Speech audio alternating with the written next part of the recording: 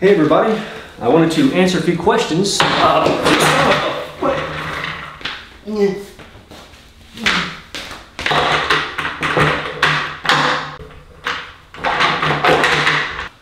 So, like I was saying, I wanted to answer a few questions about a few things. I've had a few people ask.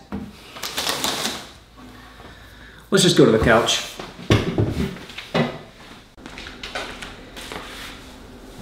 Oh, that's better.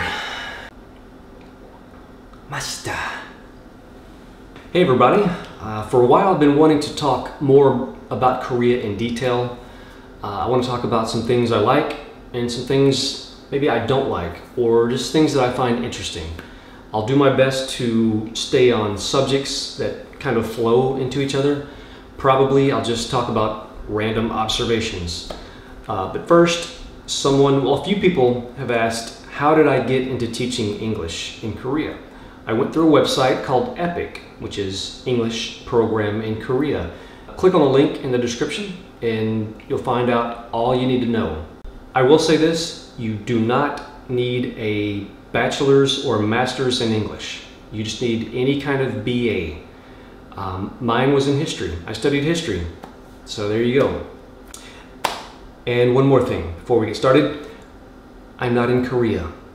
I talked about this in the other videos. If you have other questions, I would suggest watching those other videos first. I've got maybe 30, so maybe your questions will be answered, but you know what? If you ask a question, I'm gonna answer because I'm a nice guy. Yeah, this was a good idea. 7:30 at night, and this is my third cup of coffee. Okay, so let's talk about, I don't know.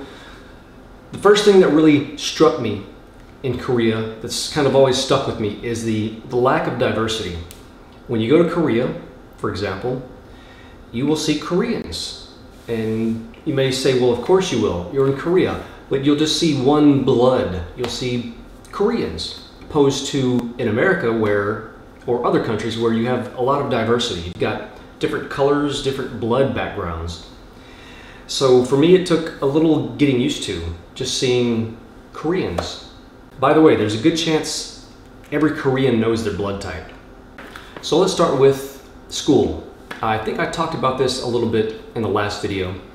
Let's talk about the lunches. The lunches in Korea, in my opinion, are far superior to the ones in America.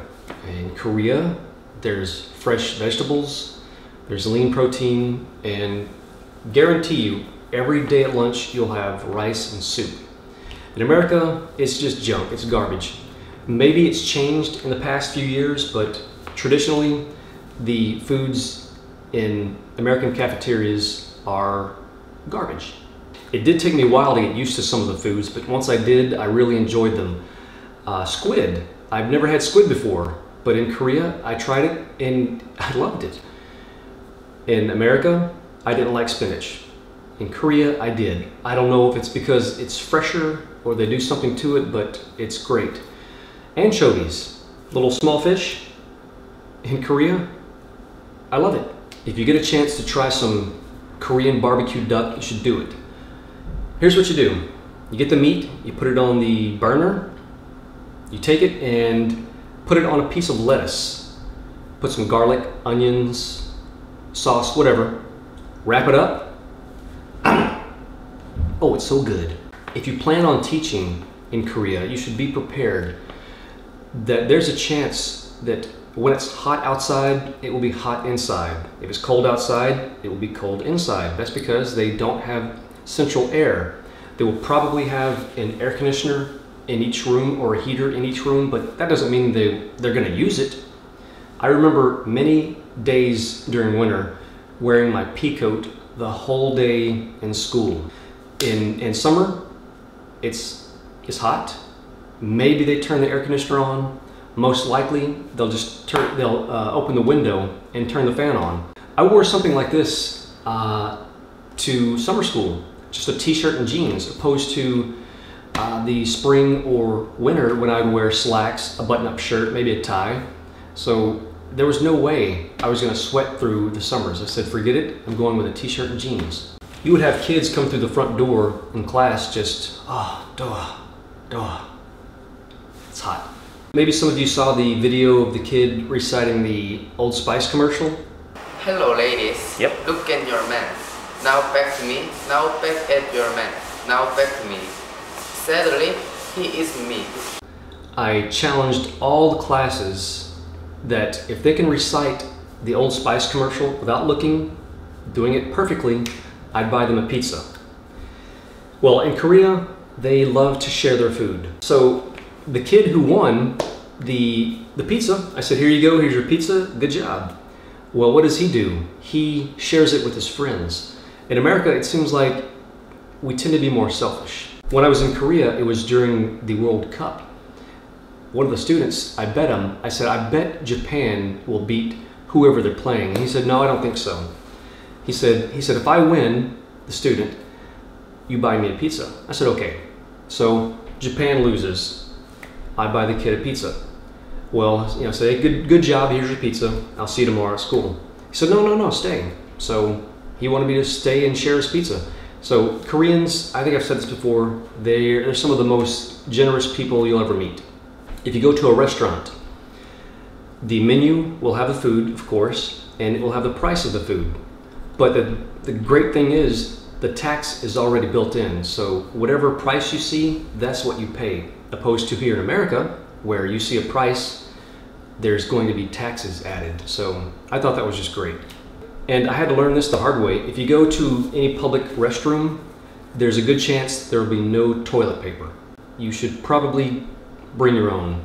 Also, once you are done with your toilet paper, don't flush it. Put it in the basket that's right beside the toilet. Apparently the sewer system in Korea, it can't handle paper. I don't know why, but once you're done with your toilet paper, put it in the trash can. Your used toilet paper? Yeah, trash can. I don't know what kind of research has been done, but it seems, in my opinion anyway, Koreans are healthier than Americans. When I was in Korea, I saw 4 overweight people. 3 of them were Americans. So it was really rare for me to see an overweight Korean. It doesn't really happen that often. They're much more active than we are. Even though they love their technology, they still know how to get outside and run around. I remember one time we went on what they called a picnic, which is basically a field trip. We went to this mountain. All the teachers climbed the mountain. It was probably 20 of us. And the guy who's at the top of the mountain first is the 70-year-old math teacher. The guy blew us away. There's just such a huge contrast between the size of Americans and the size of Koreans. It's really kind of sad. Something you don't see in Korea is someone with a beard. I haven't really done my research on this, so I don't know if it's genetics, if it's a cultural thing, a social thing, or what, but you don't see Koreans with beards. If you do, take his picture. Also, you don't see many buff Koreans. You just don't see guys who just stepped out of the gym like you do here in America. You do not see huge monster trucks in Korea. You'll see these small Kias or Hyundais. You don't see these massive Fords and Chevys, whatever we have here. It doesn't happen. You know, if you see a 4x4 Chevy in Korea, take a picture. In Korea, men have no problem complimenting other men by saying they're handsome. In America, we're so homophobic that doesn't happen. But in Korea, they're perfectly fine saying, hey, handsome guy. Hey, I know because they told me this many, many times. I'm serious, I heard it a lot. I was on a train one time, going to Seoul or Daegu, I forget. But there was an older Korean gentleman who stopped me as I'm getting off. And in his broken English, he says, where are you from? And in my best Korean, I said, Miguk, which is America. And he looked at me and said, no, you're German, you're from Germany. Your face from Germany. I said, no, I'm American. No, Germany. And finally, I told the guy, I said, ja, Sie haben recht. Ich bin Deutscher. Und das ist die Wahrheit. What? No, I didn't say that. But no, he thought for some reason I was German. And it seems to me that every Korean is artistic in some way. They can paint, draw, sing, play an instrument. and they all love noraebang, which is karaoke. They all love to sing karaoke. Sure, we do too here in America, but trust me when I tell you, they love it in Korea. And while Americans pride themselves on being such hard workers, and we do work hard. I know I work hard, but in Korea, they may have the edge on us. If you're a little sick, if you got some sniffles, it doesn't matter. They're going to school, they're going to their job, it doesn't matter. It seems to me, in America, if you've got a little cold, you stay home. In some cases, that's a good thing because, of course, you don't want to spread germs. But in Korea, I think it's more of not wanting to let their team down. They don't want to let the social structure down by not showing up. I don't know if that's the case, but I can tell you one of my co-teachers, the co-teacher who showed up to every class, he was a middle school teacher. He had not missed a day of work in 20 years. In Korea, they count numbers differently on their hands. I noticed this. So, for example, how would you count on your fingers? For me, I would 1, 2, 3, 4, 5. In Korea, 1, 2, 3, 4, 5. In Korea, if you want to get someone's attention, don't do this or this. Don't point your finger. Instead, do this.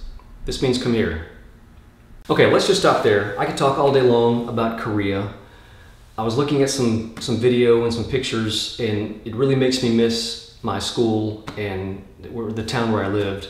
I want to go back and just eat some food. One day I'll go back.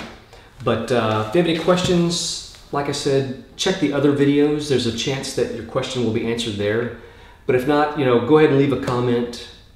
Email me, I'll answer it. If you want to see what I've been doing, my new job, click on this link. And you'll see that I'm doing more kind of comedy related videos. So if you want to laugh, check it out.